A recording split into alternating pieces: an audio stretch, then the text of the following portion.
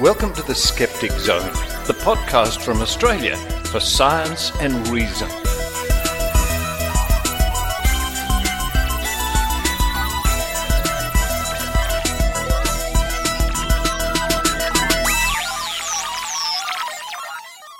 Yes, it's the Skeptic Zone podcast, episode number 557 for the 23rd of June 2019. Richard Saunders here with you from the San Francisco Bay Area. And I'm glad to report I haven't felt any earth tremors this time, although I have in the past when I've been visiting this area. I remember once I was, and this ties in with this week's show, I was visiting Dr Eugenie Scott, sitting in her front parlour, in a nice comfortable chair, and suddenly I felt a big bump. And I blinked and I looked around and I thought, I bet that was an earth tremor, and indeed it was. And several years before that, and I could probably look it up in the records, there was a double tremor. 2 jolts within an hour of each other or something like that in the Berkeley Hills, which I felt got me out of bed, I can promise you that, in the middle of the night. And my first instinct and reaction, probably based on, TV, was to run and be under a door frame. If there happens to be any more earth tremors while I'm here, I shall let you know. Coming up on this week's show, psychic detectives. Yes, that topic comes back again. Now, in Australia at the moment, there is a search underway, although the latest news I heard is the official police search has either been called off or scaled back. Is a backpacker, just a kid, a 19-year-old guy from Belgium, has gone missing on the far north coast of New South Wales, not far from where Heidi Robinson lives, our reporter from the Northern Rivers Vaccination Supporters. He's gone missing, there's been frantic searches, and as night follows day, people who think they have special psychic magical powers have offered their help.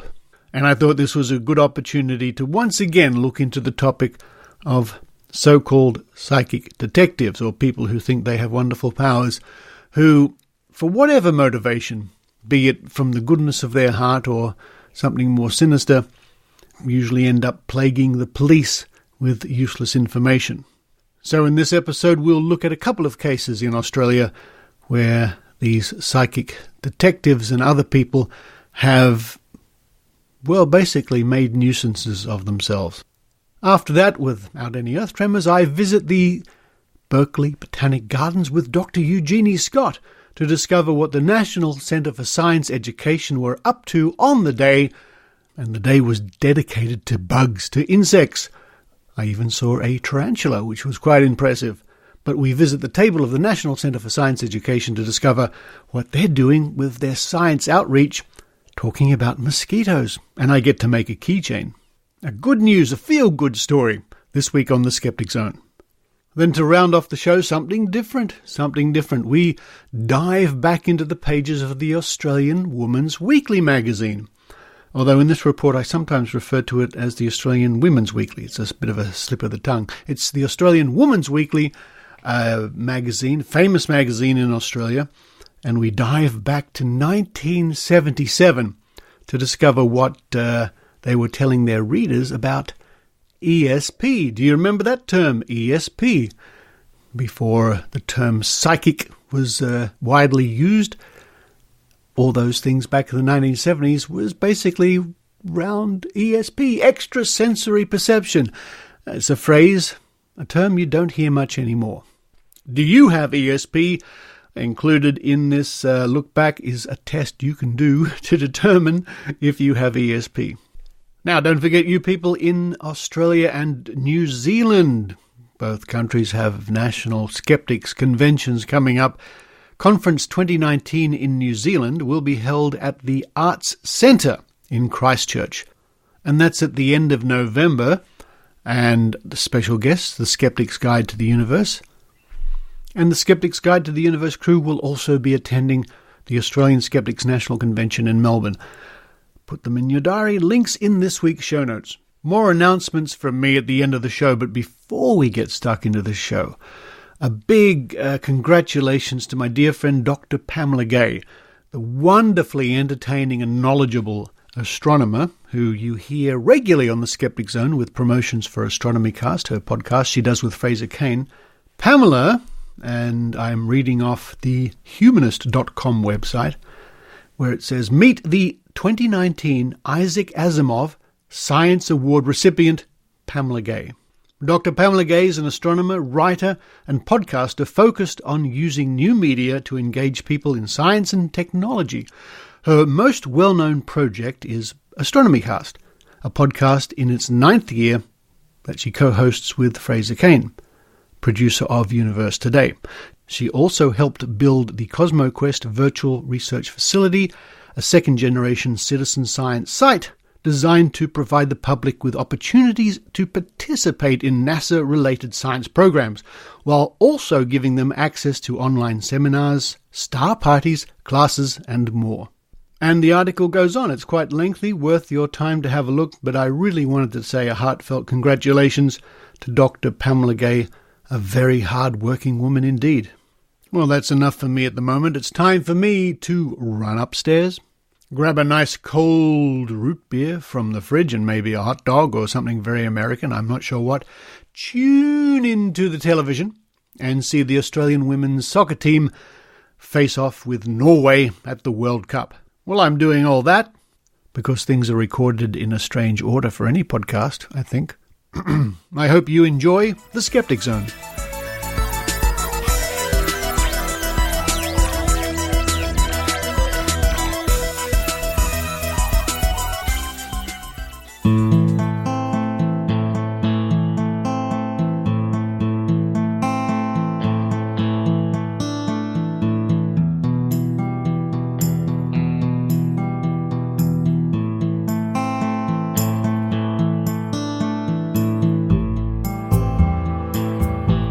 It wasn't so long ago on the Skeptic Zone that I was speaking to my old friend Ben Radford. Ben, as you might remember, is one of the United States' leading authorities when it comes to the question of so-called psychic detectives. And this topic is one of my, I don't want to say the word favourite, that sounds a bit weird. It's one of the topics I find very interesting in the skeptical realm and sphere, and I must thank our reporter Heidi Robertson from the Northern Rivers Vaccination Supporters, who drew my attention to a case that's happening in her neck of the woods at the moment. It's a very unfortunate, a worrying case at the moment concerning a young backpacker visiting Australia from Belgium, Theo Hayes. Now, Theo disappeared from the Byron Bay area on May the 31st. There are records of him visiting a wine shop, an alcohol shop, a bottle shop, an offie, whatever you want to call it, which is on videotape, on the CC tape. And then there are reports of him leaving a nightclub, apparently intoxicated. Anyway, he has gone missing, and it was some days before I think the alarm was raised. And those people in Australia will be very familiar with this case because it's currently on the news media. Large-scale searches of the Byron Bay area, and there are some rugged areas around Byron Bay and some cliffs and things like that. So far, at the time of recording, the police have not yet found the whereabouts of missing Theo Hayes. And I'm sure the police are grateful for all the help and support the local community has given, being out there searching for this missing backpacker. And, I must admit, a missing backpacker does strike a chord with me, because many years ago, I used to work in the backpacker industry. But yes, police are grateful for the help of locals in getting out there and helping to search. But what I'm sure they don't need is the interference and confusion and false hopes brought up by so-called psychic detectives or just psychics. And we have a look at the case of one of these people by the name of T.K. T-E-A-K-A-Y. And she's a self-proclaimed psychic who lives on the Sunshine Coast. And the Sunshine Coast is roughly a 3-hour drive away from the Byron Bay area. And a quick Google of her name returns results like psychic claims Belgian backpacker Theo Hayes is stuck on a cliff. Psychic claims missing Belgian backpacker is alive. And so on. So the press are reporting what a self-proclaimed psychic has to say about an ongoing case.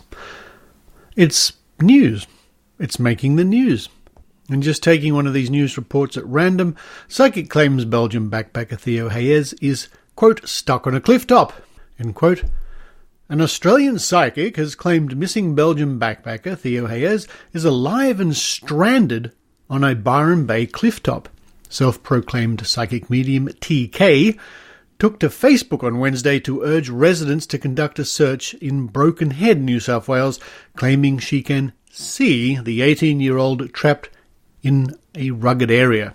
And they have reproduced here a screenshot of her Facebook posting, which says, "Okay, now I'm going to put this here. I have to. I have been using my psychic medium skills to track where Theo Hayes has been, is at, etc. since last night. Broken Head needs to be searched ASAP. The rugged part, Oceanside. Please, if anyone is near, go there. Go out there. Listen out for him calling out, 'Help!' I call out to him too. I can see him stuck in an area he did not realize was so rugged. He was walking through bush last night towards the ocean because he could hear it. I saw the moonlight on his face. He is worn out, but has had drinking water from the land. Yes, there are other things that have happened as far as I have been able to see. But this is what is most important now. People of Broken Head, go out there and call out to him and listen for his call. Thank you." And with some information that's come to me via Facebook postings, there are people out there who have read this and have gone to exactly where TK has suggested they look, and even sent photographs of them searching. TK is of course fueling this activity, and she goes on to say in other posts, "Theo is in a very dense area. He got stuck in the area last night whilst he was trying to head to the beach. He could hear the ocean. That's why he was moving towards it last night. Unfortunately, he did not see he was going deep into a valley-type area, a low area. He is now worn out, and to be clear," and this is all in caps, "I have already passed on all information. Thank you."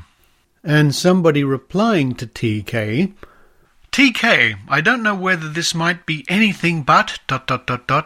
A film called Girl in the Spider's Web was showing ages ago at the Pig House Flicks movie house in Byron, but it's in the vicinity, and you seem to be really connected with the spiderweb part ...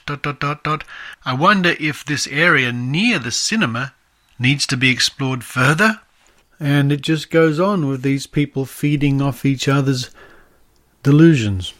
And it is a pity that this story is getting media attention, or these ramblings from somebody who thinks they're psychic. Again, it's because it involves a current case. And as our friend Heidi Robertson points out, that TK sent people out at 4 p.m. when it gets dark around 5 p.m. into dense and dangerous terrain on her fields. And she says, "Police have a coordinated rescue effort in place, and this is not helping. If someone else gets injured, where is the accountability on her?" And we have yet another case of a psychic in the news at the moment, a so-called psychic. In this instance, it's the case of William Tyrrell, who, aged 3, disappeared from Kendal, New South Wales, and that was on the 12th of September 2014. He's still missing, and it has become quite a famous case with ongoing investigations. And so we have somebody called Pamela Coronado in the United States, and she's known for being on programs like Dr. Phil. She claims to be a psychic detective, and indeed, looking her up on the internet, I've come across videos of her claiming to be a psychic detective. Recently, she was asked about the William Tyrrell case, And, well, this is what she had to say.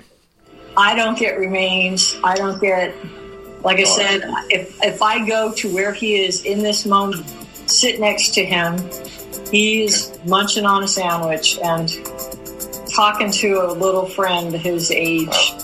And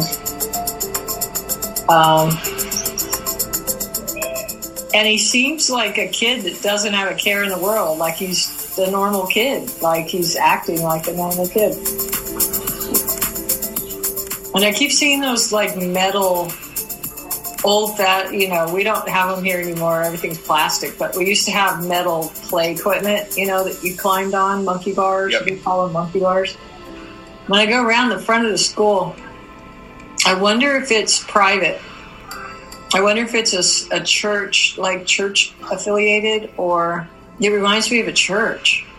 So according to Pamela Coronado, William Tyrrell is alive and living on the other side of the country in Western Australia.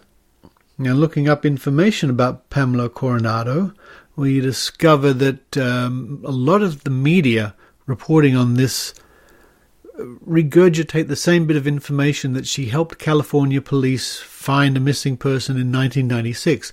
All I can find on that, in what I will admit is a brief search, is the same thing repeated again and again, and there's a reference to this on her own website.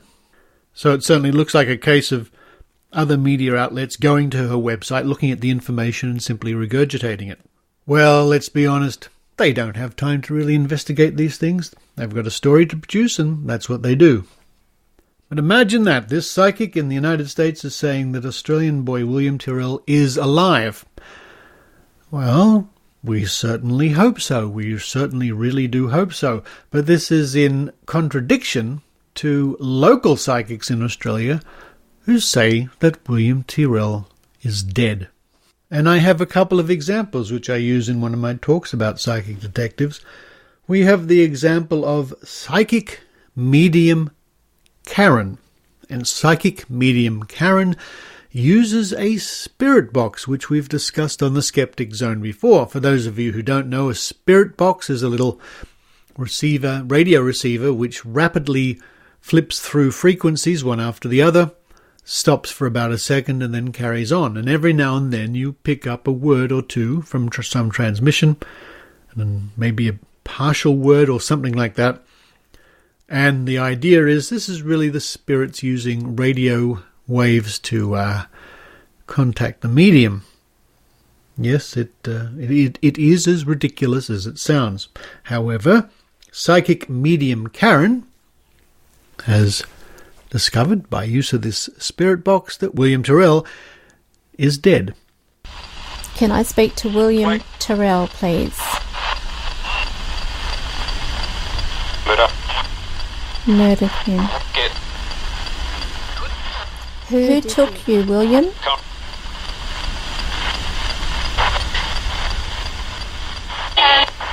Dad. And that was psychic medium Karen, using her spirit box, talking to the spirit of the late William Tyrrell, if we were to believe her.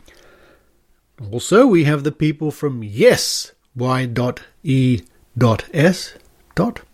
You're, Y-O-U-R, experiencing supernatural. And a quick look at their webpage provides us with the services they offer. Palm reading at $150 an hour. House energy cleansing, $200. Mediumship, $150, and so on. Even exorcisms at $300. Something to keep in mind. And one of the crew at this site, Verena, is also of the opinion that William Tyrrell is dead because his spirit contacted her. Not only that she and her crew set off to the area from which William was apparently abducted to do their own search, complete with a toy Spider-Man that they set on the ground in bushland to encourage the spirit of William Tyrrell. Here's a short clip from one of their videos. Hi, I'm Verena from Yes, You're Experiencing Supernatural and Psychic Wonders. Now, why I'm talking to you today is to make you aware of what we're up to as a paranormal investigative crew. Altina, Brian and myself will be going to Kendal, New South Wales in search of William Tyrrell. Now, why are we doing this? Is because William came to me a very long time ago, a couple of years ago, 3, when he first went missing. His spirit came to me. I don't want to confuse you there. And yes, we believe he has passed, and not long after he went missing. Now, we have had some leads, and we have given all the information to the police years ago. So is William dead or alive? We certainly all hope he is still alive. He has been abducted and is living somewhere. And I can't help wondering why the media have not bothered to make the same point I just made, is that we have so-called psychics saying that he's alive and well and living somewhere, and psychics saying he's dead and has already passed over, and sending them messages from the beyond. If William is discovered alive, of course the psychic here in the United States will claim it as a victory.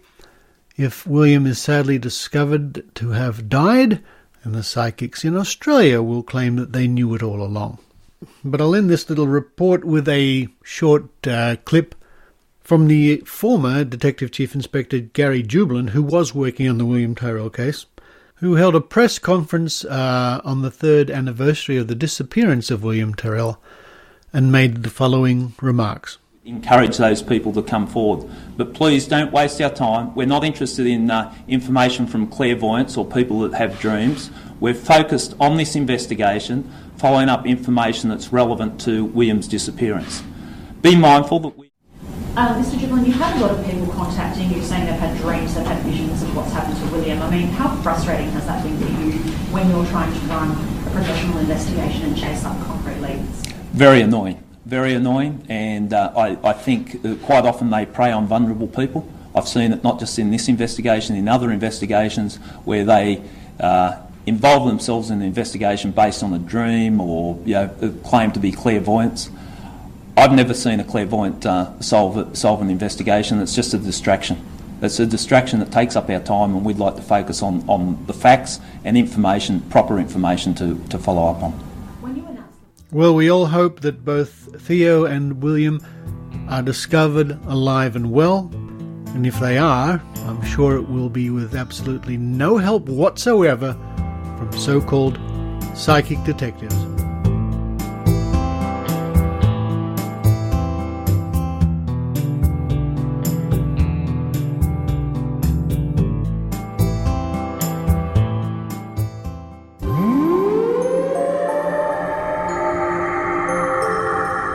Hey, fellow skeptics. Ben Radford here. With Celestia Ward. Your friendly host of Squaring the Strange. A podcast that looks at topics ranging from legends, panics, and cryptids. To media myths, psychology, and folklore. Breaking things down and picking things apart. As we skeptics do. We bring a few different perspectives on things. Celestia, for example, is a witty cartoonist. And Ben is a brilliant writer and longtime skeptical investigator. We don't always agree. But we have fun trying. And we learn new things. Join us for new topics every week or two. Or browse our backlog of evergreen episodes. Available on iTunes and all your podcast feeding troughs. Squaring the Strange. Take care, strangers. Bye-bye.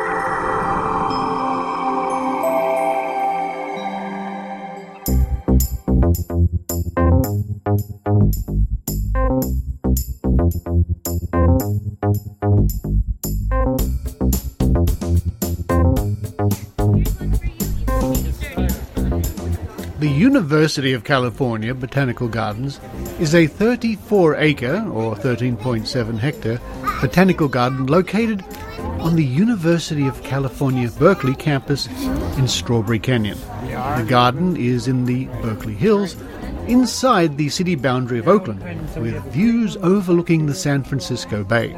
It is one of the most diverse plant collections in the United States and famous for its large number of rare and endangered species. It was a pleasure to visit the Botanical Gardens in the company of Dr Eugenie Scott, and amongst the groups exhibiting was the National Center for Science Education. Bacteria control. Bug Day. bug day. I'm not bugged at all. It's bug day. I'm here at the Botanic Gardens in Berkeley, California with Dr Eugenie Scott, who's just running over here to look at a sign. Ooh, she's just pointing to one that says honey beehive. See native bee, California native bees. Honey tasting. Ooh, climate change in California bees. Got to check that stuff out. Hello, Dr. We have other things to Eugenie look at. Scott. We have lots of things to look at here. Isn't this a beautiful... We're just saying, it's a beautiful day for me because the fog is in. It's nice and crisp and cool. I know you're not a fan of this weather, but I am. Look, I grew up in Wisconsin, right? If you grew up in Wisconsin, you get lots of bragging rights about climate, but rarely for it being too hot. I understand. So I actually really like hot weather. And we had the marvelous, wonderful, fabulous heat wave last week where it was in the 90s. And everybody was crapping about it, and I was so happy. But then, I've been a contrarian before. Let's go look at bugs. Let's look at bugs. But at least it's a reasonably dry heat, which is quite tolerable. Anyway, here we are at the Botanic Gardens on the hillside here above Berkeley. It's beautiful scenery, so green. Mountains, rolling hills, I should say. But they are... Lots of people here for the bug day. Just walking along the path here. Families scattered about. Oh, and we've come to a little sub-area here with little stalls and stands and tables and lots of bugs and insects. And the first table we come to is live insects and arthropods. And there's a classic sort of display here of butterflies and whatnot. Mosquito abatement district. Oh, I'm from Australia. I'm doing a podcast, a science podcast called The Skeptic Zone, Science and Reason. How are you? Good. How are you doing? And I'm just looking over here to my right, folks, and I'm seeing little terrariums. I'll just come around past all these people lined up here. What do we have here? Oh, my goodness me. It's a rose-haired tarantula. It's a female. Yeah. It's just like in the movies. I've never seen one of these before. It's a giant, hairy spider. I know some of my friends would be running the opposite direction right now. That's quite impressive. They're a pretty good-sized animal. I guess the closest you got is huntsman. I guess you guys have huntsmen. We have huntsmans, but they're not as chunky. They're a lot more spindly legged. Leg, and they live in the ceiling of the house. But this one is huge. That's a real eye-opener. Yeah, that's about maximum size for that species. That's a fully grown adult female. And I understand they're relatively harmless. Will they bite? They can inflict a decent bite, but they're a pretty easygoing spider, so unless they feel threatened, they're not going to, if they feel the need to defend themselves, they do have a pretty good set of chelicera that they can put a pretty good bite on you with. Their venom's not particularly strong either, but it hurts. I mean, if you look at, this is a shed from a lot smaller one, and you can see the fangs kind of right in there. Oh, wow. So, pretty good sized. Well, I wouldn't tempt it. I wouldn't try it. Better to not. Better not. And we have some other another one here with some scorpions. They're tiny. Yeah, and that's our native species, so they're pretty common here. And they fluoresce under black light. Under a black light. There are a few arthropods that'll do that. Wow. And those are native to here. This species is from Africa. Oh, just opening up another one here, and there's one hiding under some debris. Oh, wow. You put a black light on and it changes color. It's a good way to collect them at night. Yeah, I bet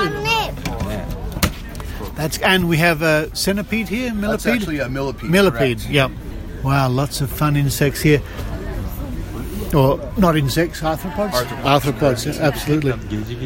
Well, thank you very much. Pleasure. We see the adult mosquitoes and the... and Alameda County. Right?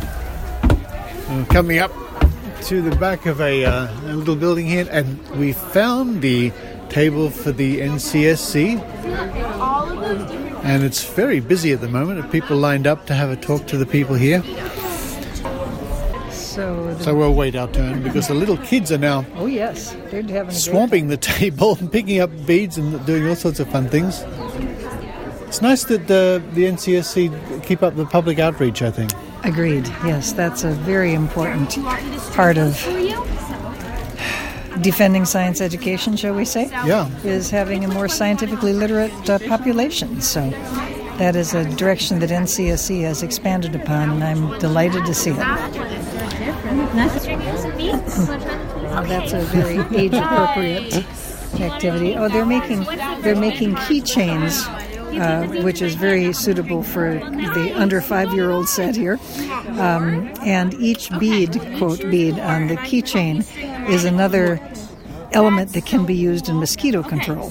So one of the beads is shaped like a little fish because, of course, fish are one of the major predators for mosquito larvae. There's another colored bead that represents bed nets, which, of course, is a very important way, especially in tropical and third world countries where protecting people against getting bitten is extremely important for malarial control and other diseases carried by insects. Another colored bead represents insecticides. So the kids can thread together 1, 2, 3, 4, 5, 6, 7, 8 different kinds of beads to represent different ways of controlling mosquitoes. It's quite clever. That's very nice. Kids and the kids love it. Yeah. So they each get a little key ring with some nylon fishing line or something like that, and they can string their own beads which represent different ways to control mosquito and have a keychain afterwards. OMG. Do you want to make a keychain?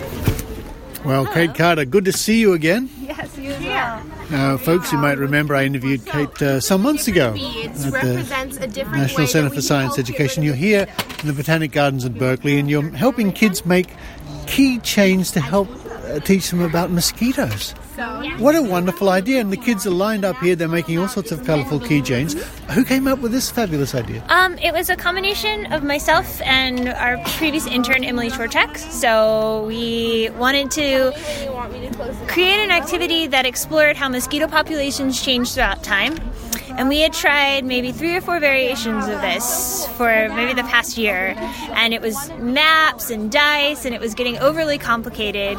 So we came up with this game where you dump cups and you just race to see how many mosquitoes you can pick up, which is going on at the table over here. Right. But we wanted to not just be doom and gloom and say mosquito populations are growing and they're getting worse. So we also wanted to help kids feel empowered to figure out a strategy for controlling the mosquitoes. So we came up with this keychain idea where they can string together beads representing this kind of combination of different strategies. Right, and at the end of what they're doing, they can read about it here on the little chart. Yes. But they get a wonderful keychain to take away and a sticker from the National Center for Science Education.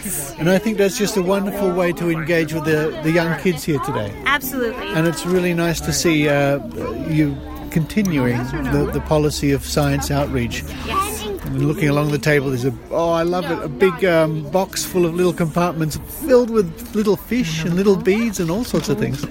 We actually have a high school volunteer program this summer. So some of the people that are working here are actually high school students who are themselves learning about how to teach science education effectively.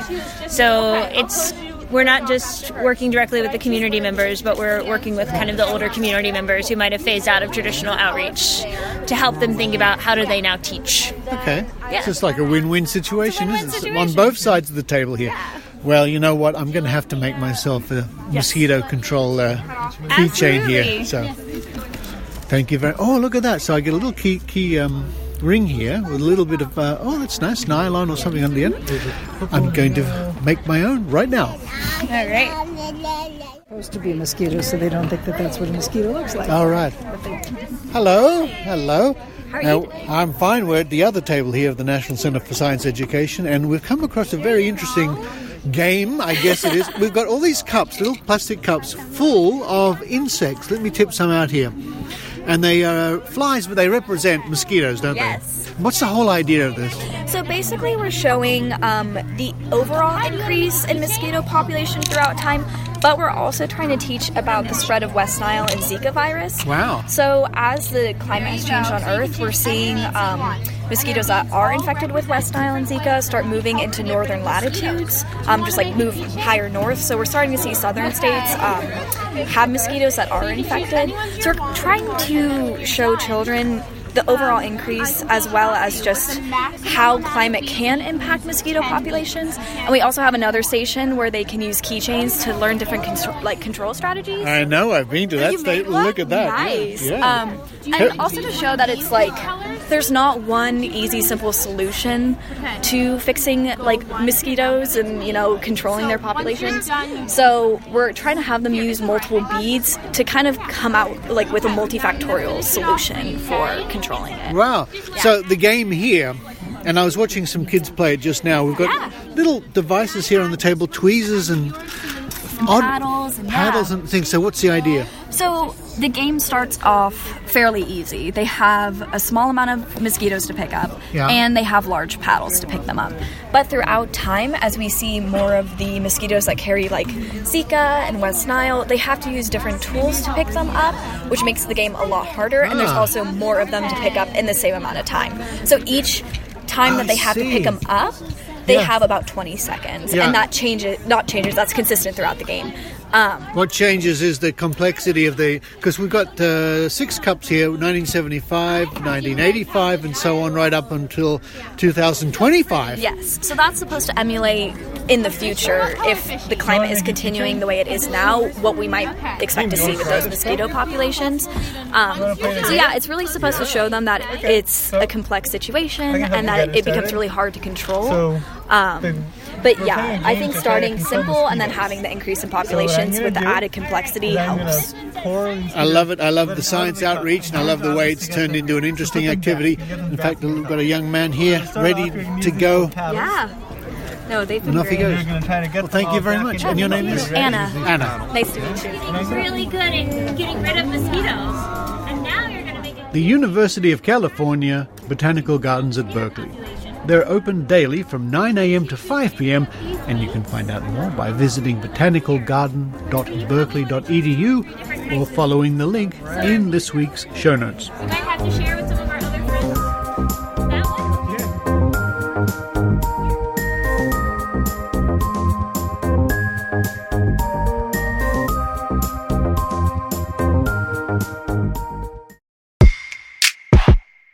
Méta de choc, méta de choc. Bonjour à tous, je m'appelle Elisabeth Feiti et je suis créatrice du podcast Méta de choc. 2 fois par mois, je vous propose de découvrir un nouvel invité pour explorer l'univers de la métacognition. Pourquoi nous pensons ce que nous pensons?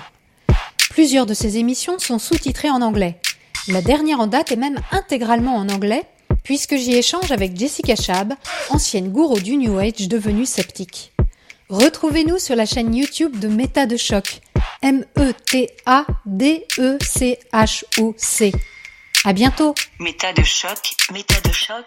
Hello everyone, I'm Elizabeth Feiti, the creator of the French-speaking Méta de choc podcast. Twice a month, I host a new guest to explore the field of metacognition, why we think the way we think. Some shows are subtitled in English, and actually the latest one is all in English. An exclusive conversation with Jessica Schaab, an ex-New Age guru who turned skeptic. Join us on the Méta de choc YouTube channel, METADECHOC. À bientôt. Méta de choc, méta de choc.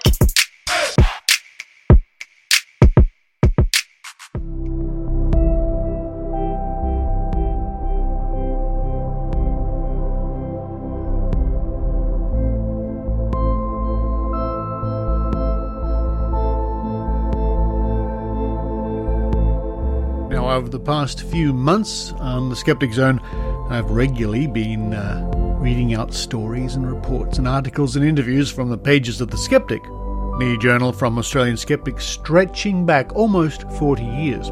And it's, as I like to say, it gives you a hint, an indication, a clue as to the wealth of material at your fingertips at skeptics.com.au. Today, I thought I'd do something a little bit different.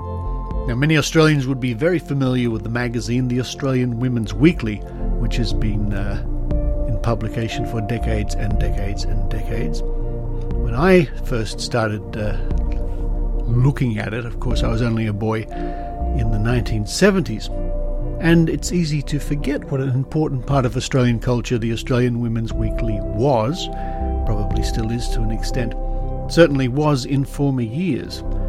And they had many interesting articles and interviews, lots of things that were aimed at their readership, of course. Royal news, celebrities, what people are wearing, fashion, some astrology, not much, but I think many issues had an astrology column. But they have an interesting selection over the decades on the paranormal. Now, thanks to the National Library of Australia, all the issues from 1933 to 1982 are available online as PDFs. Searchable. I'll add a link in the show notes, of course. So I did a search, and I've come up with all sorts of goodies over the years from the pages of the Australian Women's Weekly.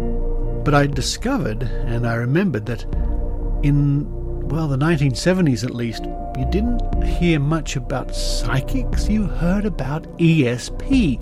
That was the popular phrase, ESP. So in front of me I have the page in question where you can do the search. I type in ESP, hit the search button, and many results are returned. And I thought I would read to you an article from the Australian Women's Weekly. This one is from the 6th of July, 1977. The article is called ESP, Sence or Nonsence. You're daydreaming about Aunt Emma when the phone rings. It's Aunt Emma. Nearing home, you think there's a letter for you. You reach the letterbox. It's there. It's a weird and wonderful thing, and it has scientists puzzled. What is this strange thing called extrasensory perception? It is happening all around you and all the time. Messages are being sent from one person to another without anything so obvious as a letter or phone call taking place. Friends who have been out of touch with one another are linking up again, each somehow aware of a need to re-establish contact. Business people are making important decisions based as much on a gut feeling that what they are doing is right as on reams of documented information. And thousands of others are having the sensation that whatever they are doing they have done before in exactly the same way. The condition is sometimes known as déjà vu, already seen. If you are tuned into yourself, you will guess that all these incidents are perhaps part of the whole vibrating, pulsating, and often misunderstood thing known as ESP. That is very hard to define. According to one academic, those people who have genuine ESP are supposed to have communication without the use of the usual senses. But ESP can also mean heightened sensitivity of a person's senses. That can include clairvoyance, seeing mental pictures, clairaudience, hearing inaudible sounds, and clairsentience, sensing things or people nearby. There is nothing new about any of it. Human beings have always had intuitions, funny feelings, and coincidental happenings in their lives. But ESP apparently goes beyond the realm of coincidence into an area of personal experiences and telepathic phenomena that have led some of the world's top scientists to become very interested. The reaction to ESP is like that to God. You say you believe, you say you don't believe. But few who have looked into it will say categorically that ESP doesn't exist. Rome Warren believes. This Sydney woman, who is the principal of the loosely structured, no building, just a P.O. box number and occasional seminars, Academy for Psychic Research and Creative Development, says that she has been having psychic experiences ever since she was a child. For many years I didn't mention anything about it or think much of it, because looking back it just seems so much an ordinary, everyday part of my life, she says. But I have vivid recollections of astral travelling, and one time of coming home over rooftops and getting so low that I almost got tangled up in some tramway lines. I didn't do any astral travelling for a while after that. I was so scared. She let out a big laugh. Her attitude towards ESP and her other supersensitivity is serious, but lightened by a humour and an ability to take this spookiness out of the matter. Although in her flowing caftan, with her fingers covered in intricate metal rings and her piercing gaze, Miss Warren does look, well, different. Rome Warren is very concerned about the way many people turn to clairvoyance for help in their personal lives, and she is quick to counsel them against doing so if they aren't sure of the clairvoyant's bona fides. There are a lot of so-called clairvoyants who charge excessive fees and tell people absolutely dreadful things, she says. I had a phone call once from a woman in hysterics who had been told that her husband did a lot of astral travelling, and when he did, it wasn't with her. That sort of thing. There is an enormous amount of irresponsibility among people who work in the field, despite the superstition that you lose your powers of clairvoyance if you take advantage of people. Miss Warren also warns those who fall into the pattern of using their clairvoyant as a crutch in life. They are looking for a miracle outside of themselves, but what they must know is that the only change in their circumstances will come from change in their own attitude. The full range of ESP is enormous, and its implications are fascinating and or frightening. Miss Warren feels physical suffering can be helped by mental attitudes. If you have an emotion gnawing away at you, you get an ulcer. If you change your attitude to the circumstances, you are heading in the right direction to help your ulcer, she says. Basically, Miss Warren says, ESP is something we all have in greater or smaller amounts, something we can use to improve, or at least keep in control, different aspects of our lives. It can give people a better knowledge of self and show them how to get through the blind spots in their lives. The scientific research being done in Australia is small, but most of the university professors who are interested in it will not talk to reporters for fear of being misquoted or misunderstood. At the University of New England at Armidale and the University of Tasmania, the departments of psychology offer courses in parapsychology. Dr. T. Keeley, who teaches the course at the University of Tasmania, says one main problem for laymen interested in ESP and the larger area of parapsychology is sorting the rubbish from the truth. He, like Ms. Warren, is concerned about the growing number of groups and individuals who pretend to offer ESP-based solutions to the emotionally troubled. And he is not one to encourage the idea that every human is equipped with ESP. You can't really say that with certainty. Dr. Keeley cautions, you sometimes have certain ability in this area that seems to be hereditary, and ESP seems to run in families, but it is very difficult to know if there is any real genetic disposition. The British author Arthur Koestler, who has one of the boldest minds in our age, has explored the scientific work on ESP-type phenomena around the world. In his book, The Roots of Coincidence, Koestler quotes the words written in 1960 by the respected British psychologist Professor H.J. Eisner. Unless there is a gigantic conspiracy involving some 30 university departments all over the world, and several hundred highly respected scientists in various fields, the only conclusion the unbiased observer can come to must be that there does exist a small number of people who obtain knowledge existing either in other people's minds or in the outer world by means as yet unknown to science. Have you got ESP? Try this quiz.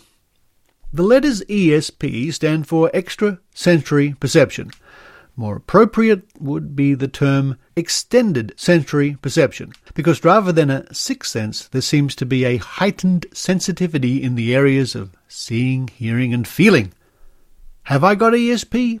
This question is frequently asked, and the simple answer is yes. ESP is awareness, and the individual who is aware enough to ask the question is aware enough to have ESP. The psychic or sensitive person is someone who has an awareness which is beyond average. The probing of science uncovers areas which are totally incomprehensible by normal standards. This then is ESP, and it exists to some degree in you and in every person you know. Rome Warren has devised this quiz to help you gauge your sensitivity. Try it and make some discoveries in the exploration of yourself.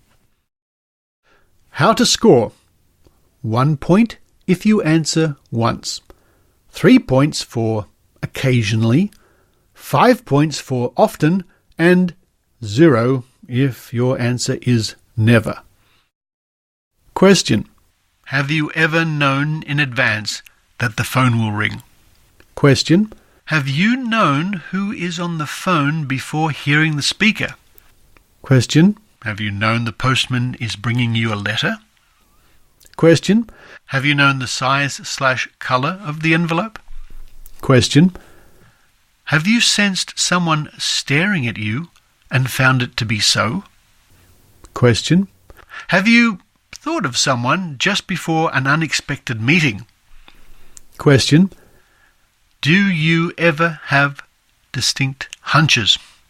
Question. Do you have more success from acting on intuition than intellect? Question. Have you ever had intuitive absolute knowledge or conviction? Question. Have you ever known about an event before it occurred? Question. Do you sometimes like/dislike/love/hate at first sight? Question. Do you know in advance what someone is about to say? Question. Are you affected happily/unhappily by certain places? Question. Do you have a sense of danger before apparent danger exists? If you scored at least 3 points, you have slight ESP. 4 to 6 points, you are reasonably aware. 7 to 10 points, your intuition is good. More than 10 points, you could be psychic.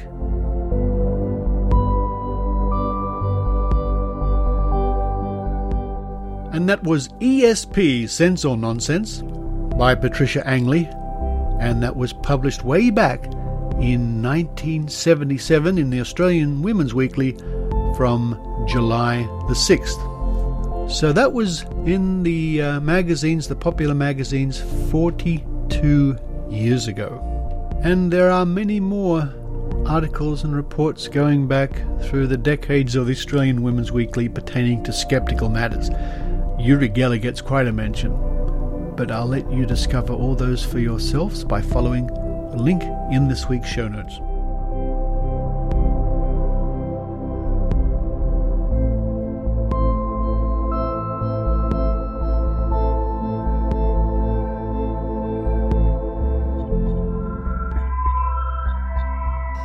Hi, this is Dr. Pamela Gay from Astronomy Cast.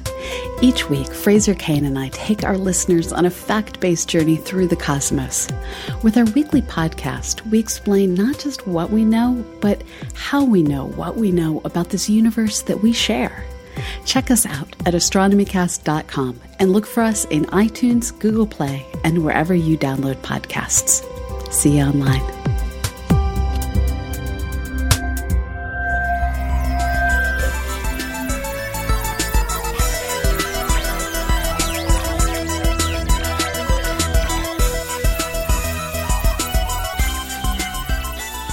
Thank you for listening to the Skeptic Zone this week. A couple of notes from me at the end here. My friend Rob Palmer, writing for Skeptical Inquirer under the moniker The Well-Known Skeptic, has interviewed John Delancey, the famous actor known from such things as Star Trek, and he will be appearing at SciCon this year in Las Vegas. And, that would be so good to visit that. I don't think I can wangle it this year. However, you can read an interview with John Delancey at skepticalinquirer.org, and I'll put a link in this week's show notes. Quite an accomplished man, he also did a series of radio plays with Leonard Nimoy some years ago called Alien Voices. That's worth checking out. They did some H.G. Wells material, and they did something called Spock versus Q, which I'm sure all Star Trek fans know about. Now, if you're in Canberra in the ACT in August, on Tuesday the 13th of August, you can see a presentation by our very own Trish Han, who does a segment here on the Skeptic Zone from time to time called Trish and Chips. Trish will be talking about women's woo, pseudoscience and women's health. Now, Trish gave a wonderful presentation at last year's Australian Skeptics Convention in Sydney. I'll add a link in the show notes, but this will be at the Law Lecture Theatre, Law Building number 5, at the Australian University, and the cost is free. This talk is a tour through the world of woman's woo. We heard earlier about the Woman's Weekly. This is Woman's Woo. There's probably more of it than you realise, and it's often weirder than you expect. There are the obvious ones, which are skewered towards women, but technically gender-neutral, such as essential oils, naturopathy, psychics, mediums, etc., which generally have more female customers than male, but not necessarily by design.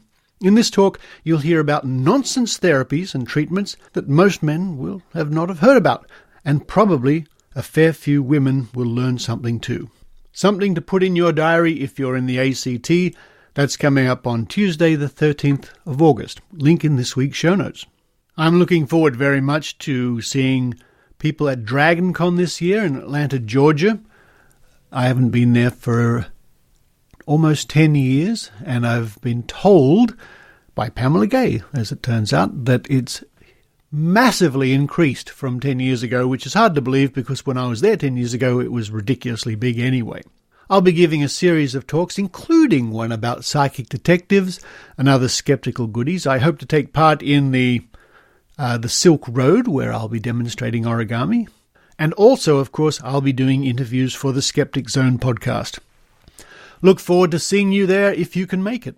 Next week's show will be coming to you from Albuquerque, New Mexico. I'll be visiting my good friend Ben Radford. I wonder what we'll get up to. I wonder what mysteries we can delve into in New Mexico. But until then, this is Richard Saunders signing off from the Bay Area, San Francisco. You've been listening to the Skeptic Zone podcast. Please visit our website at www.skepticzone.tv for show notes, contacts, and to access the back catalogue of episodes going back to 2008. You can follow the Skeptic Zone podcast on Twitter at Skeptic Zone, visit our Facebook page, or leave a review on iTunes. You can also support the Skeptic Zone via Patreon or PayPal. The Skeptic Zone podcast is an independent production. The views and opinions expressed on the Skeptic Zone are not necessarily those of Australian skeptics or any other skeptical organisation.